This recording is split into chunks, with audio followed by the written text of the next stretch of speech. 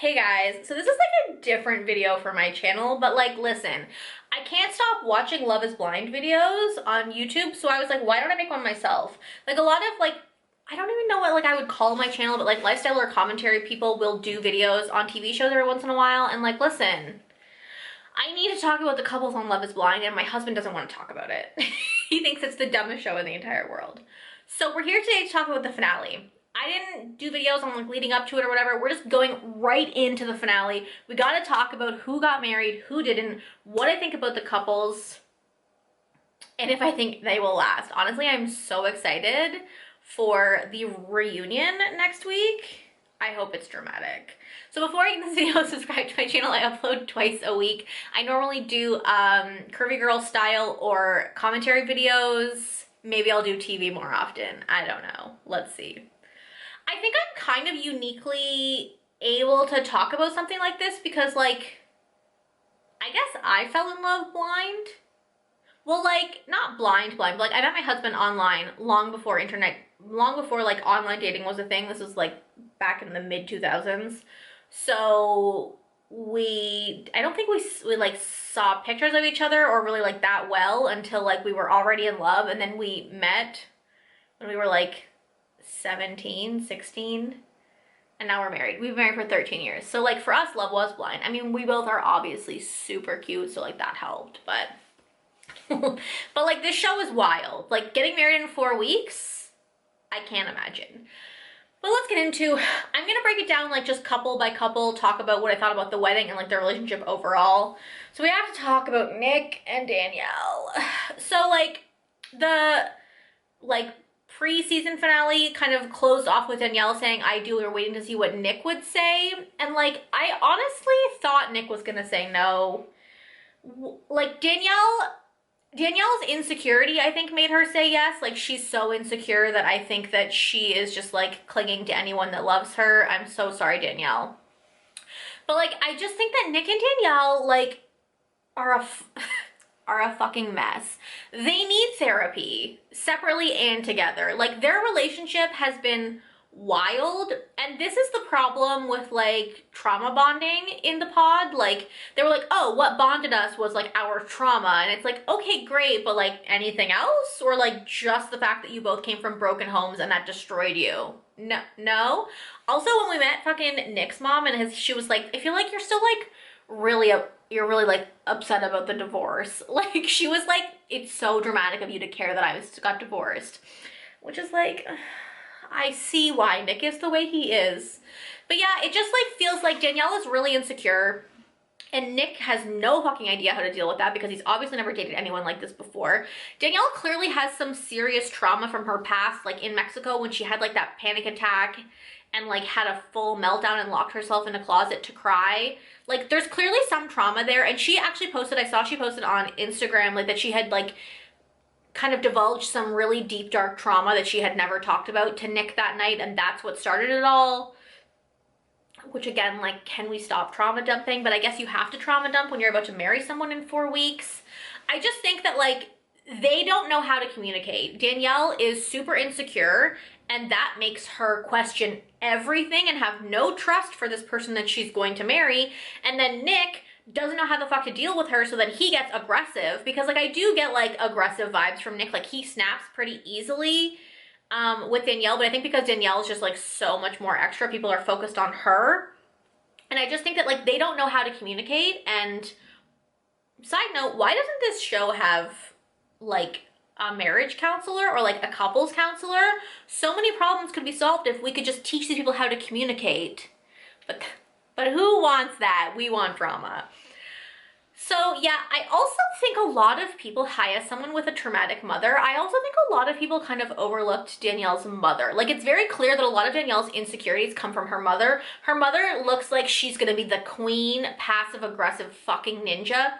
Like if you don't have a mom who can shoot you an insult with the fucking look, or like say something that sounds so nonchalant, but you know she's calling you fat, you won't understand it, but hi, I have one of those mothers, and it's very clear that Danielle's mother is that, and that's why she has so much insecurity about her weight. Like, even like her mom was like, oh, it's so nice for Danielle to find some. She was like, first of all, she said Danielle was a lot, which like, I think that's fine. They could be like joking.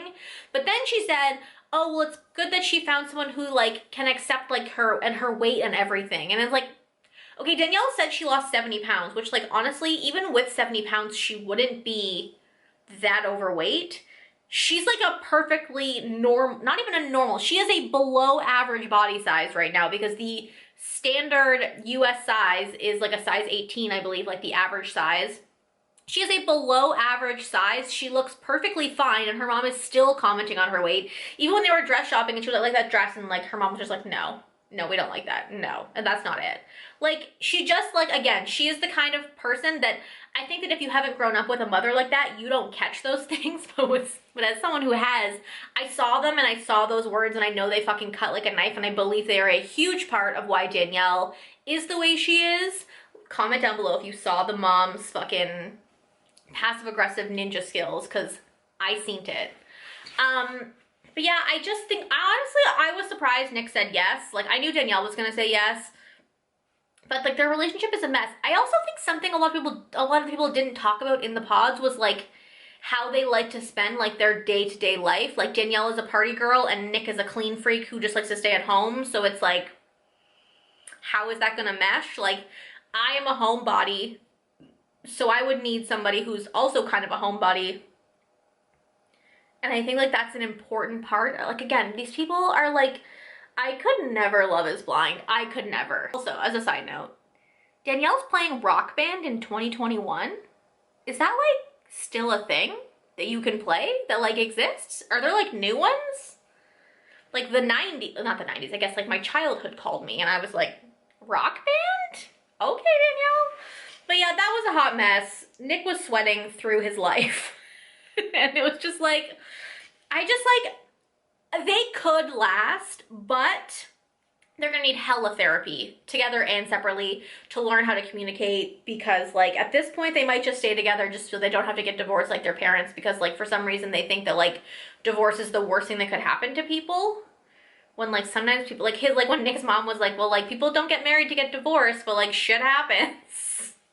It just feels like neither of them really dealt with that well, and like I'm sure their parents didn't help. Do you guys think Nick and Danielle will last? I would love to know. Their relationship seems a fucking mess. All they ever do is fight. Just fighting all the time. Great. Okay, we gotta go Deep D and Shake. First of all, I have to say, fuck Shake. I hate this man. Hate him. From the second he opened his mouth in the pod and asked people what their size was, or if he could lift them, or if he could fucking, or if they worked out. Like, first of all, not to body shame people, but Shake deserves to be body shamed. I saw you in Mexico. You have like a little belly, and there's nothing wrong with that. I love a dad bod, first of all, but like, don't be out here body shaming fucking women unless you have abs. I'm so sorry, but there's a line and that's it. Okay? Thank you for coming to my TED Talk. Also, don't even get me started on the fact that there's no plus size people in this fucking show. There were like 2 plus size women like in the pods in the beginning, and like part of me is mad about it, but then part of me is like, thank the fucking Lord, because God forbid a woman who didn't look as gorgeous as Deep T had to listen to someone talk about how they weren't sexually attracted to them for the entire fucking show. Like, imagine a plus size woman had to listen to how fat she was for the entire show. I'd have to kill myself or everyone around me.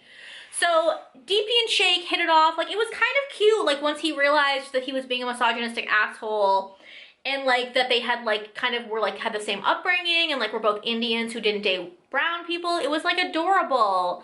And then even when they met, like Shake hugged her, told her she was fucking hot, groped all up on her ass, and whispered in her ear, I'm gonna get you pregnant. And then like 2 days later, he was like, I don't know, it's like being with my auntie. And like, is it just me, or does that feel like some sort of like internalized racism against brown girls? What do you think? I'm white, so I don't know. I could just be like, it could just be my rage for Shake making me reach. But like, let me know down below what you think, because that's kind of what I think.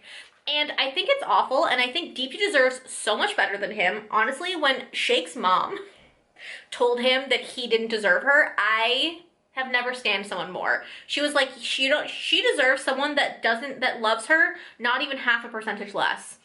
She deserves someone that wants her. Like, also, why are you telling your mom you're not sexually attracted to this woman? Your mom who was in an arranged marriage also. Like, she's probably like, this fucking child is cared about sexual attraction. Like, what the fuck is wrong with him? Like, he kept telling the entire world, I feel so bad for fucking Deepti because she has to watch this now and see this man tell the entire cast that he's not sexually attracted to her for like the entire season. He literally was like, she's the perfect woman. Like, she's like my soul connection. Like, I've never related to somebody more. Emotionally, we're so in sync, but I don't know if I'm physically attracted to her. The man didn't even try to bang her. He literally like created some romantic evening so that they could maybe bang. And then like, I'm pretty sure he didn't even make a move. Like, bro,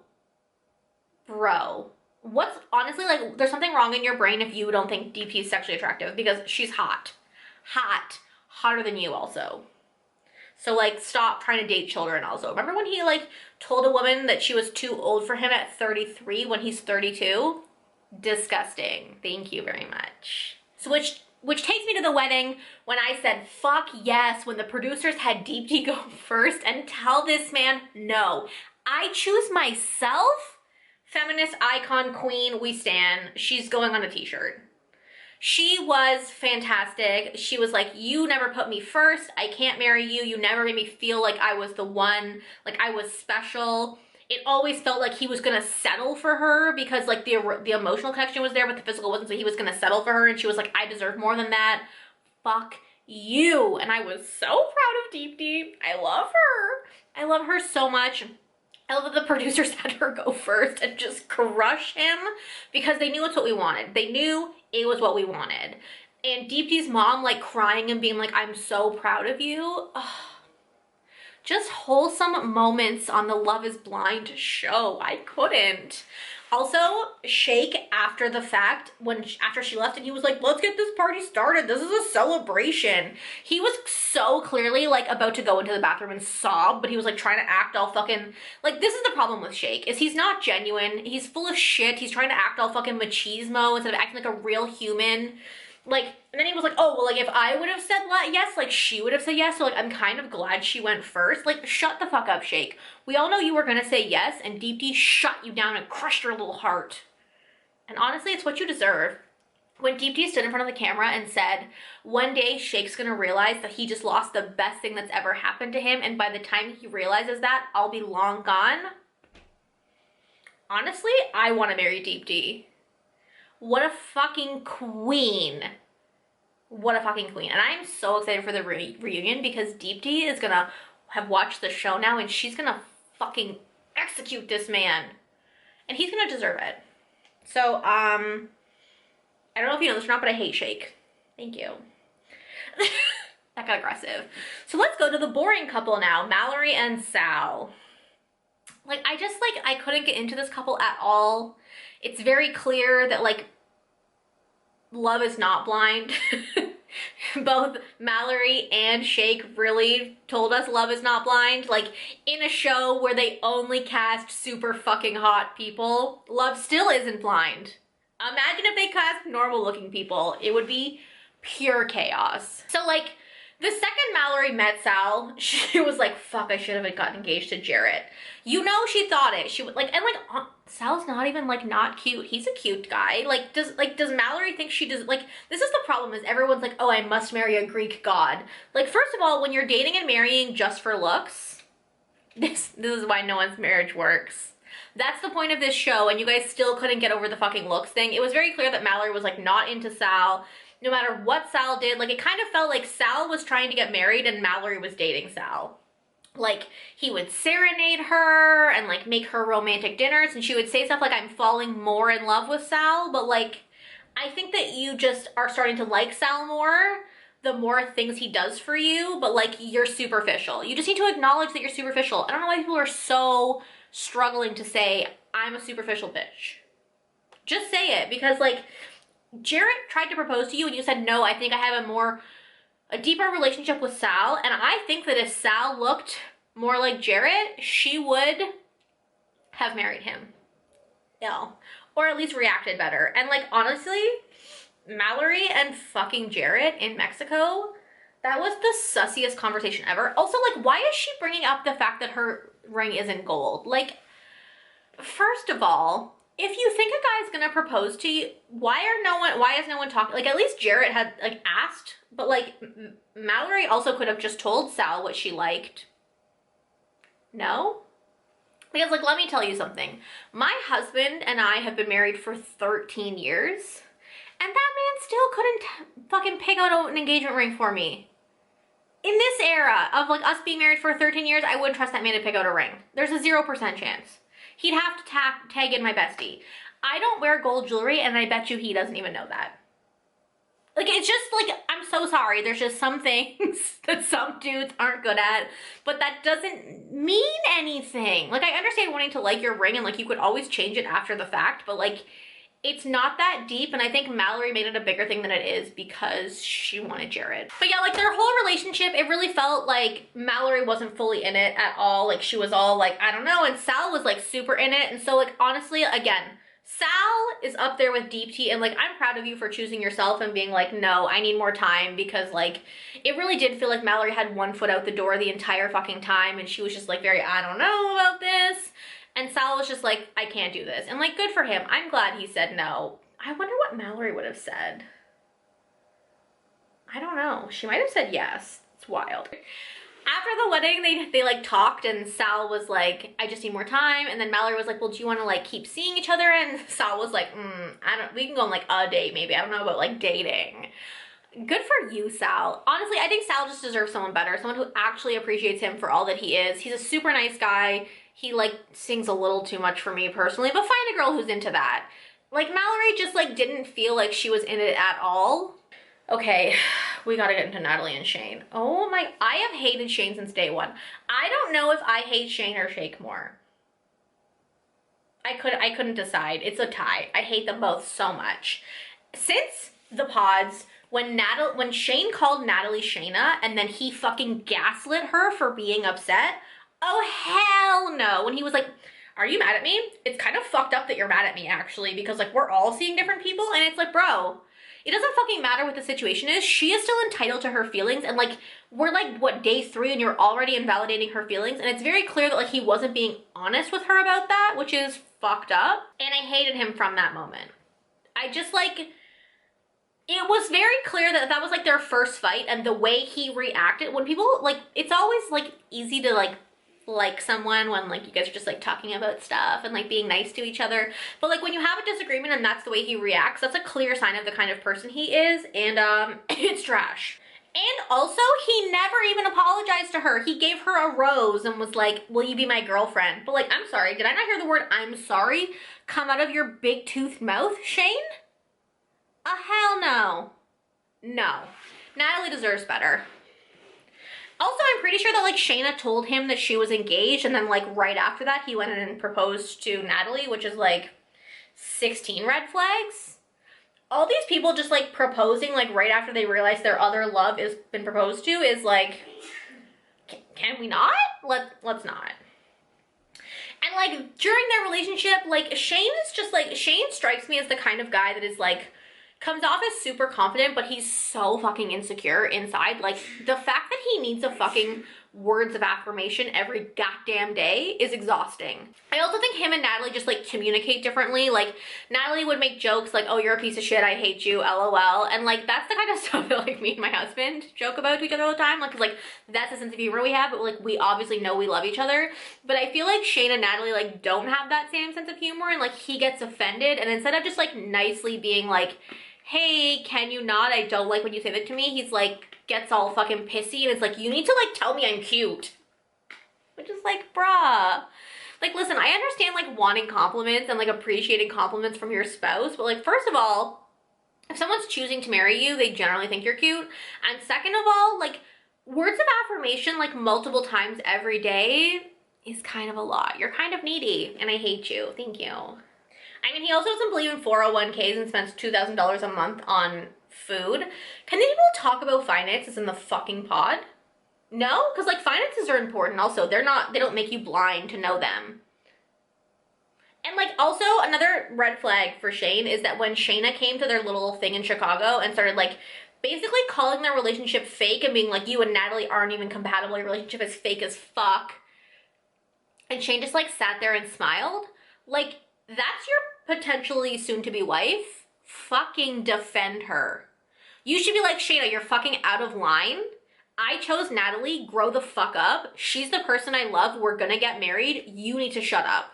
But instead he just sat there like a little bitch because he doesn't actually, like, he's just an awful person. He doesn't care about the other person. He just wants Natalie because she wants him. He just wants someone who wants him as opposed to like wanting them for who they are.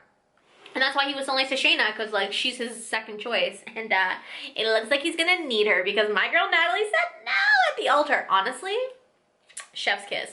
When she showed up at the wedding and was like, oh, Shane and I had a huge fight last night, which like you just know it's because he went and couldn't hit a fucking baseball.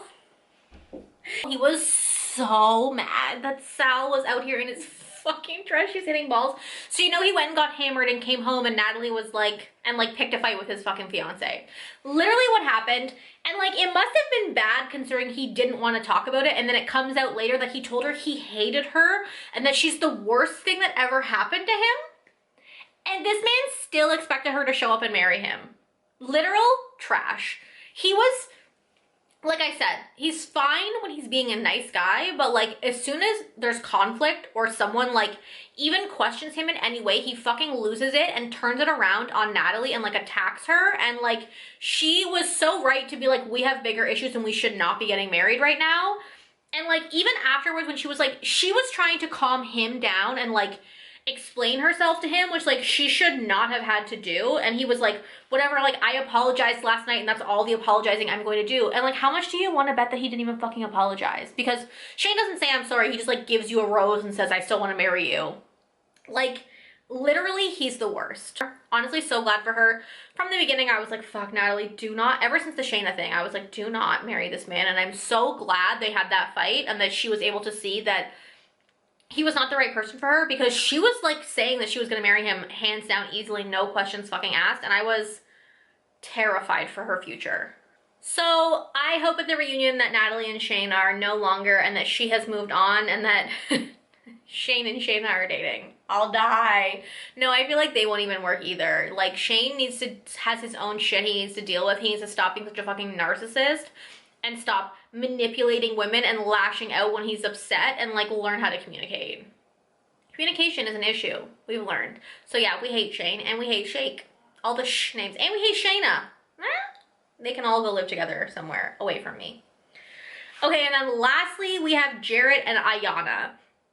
Okay, listen, I love Ayanna, but like Jarrett, listen, if he didn't pull that shit in the pod, maybe I would be okay with this, but like, because they do seem like a cute couple, but like, fuck Jarrett. Like, he literally wanted to pick Mallory, and when Mallory said no to him, he was just like, okay, I guess I'll propose to the next best thing. And like, Ayanna deserves more than that. She deserves more than to be someone's second pick.